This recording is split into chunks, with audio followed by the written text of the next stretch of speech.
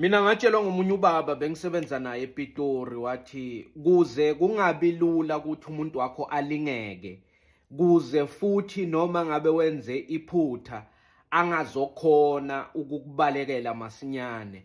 Yenza sure ukuthi izinto mazisahamba kahle, wena nje izinga lothando omnika lona luphezulu ngenye indlela.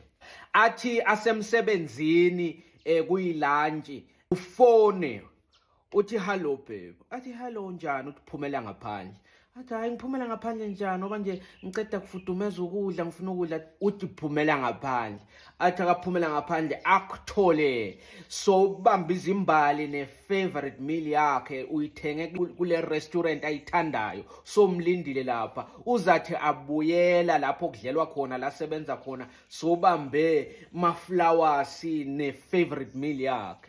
Uma ubona ukuthi hayi izinto azihambi kahle emalini, mhlawumbe kuphakathi nenyanga ulinde ukuthi uhole, mthathe niye ku-picnic.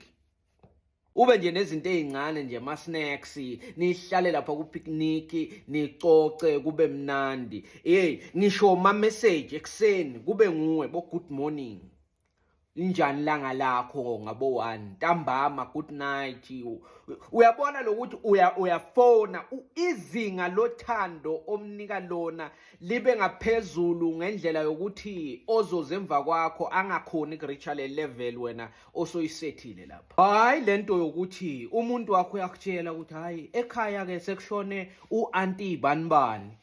Hey senguwe loyo soba ngumfundisi uba i-motivational speaker, hawu olingehlangani nabaka Masango. Hayi ukufa kunamahloni. Hayi kumele nedi uthi mawutshela uvela uthi ya ncese sithandwa sami, nedi akaceda kudropa somfumba ngemali 500 mhlawumbe uthi hayi no lesi sililo mani uzokhona ukuthi nawe ekhaya ubalekelele kuthenga itiya namakhofi, imali yokugibela unayo uright. Uyayibona uyi-part of the solution. Hayi ukuthi kwesinye isikhathi uyakutshela ukuthi hey umntwana uyagula, i-firstborn yethu iyagula, uthi wena ya labantwana bawaphuza manzi. Hawu songuwe nje manje ngathi uke wafundela izinto zokuba udokotela noma ehlangana nezempilo. Hayi labantwana bawaphuza manzi, akaphuze manzi, ugcine nini kumcatha, ugcine nini kuphalaza, usho umntwana omncane, umntwana kuthiwa hey uyashisa kalala ebusuku,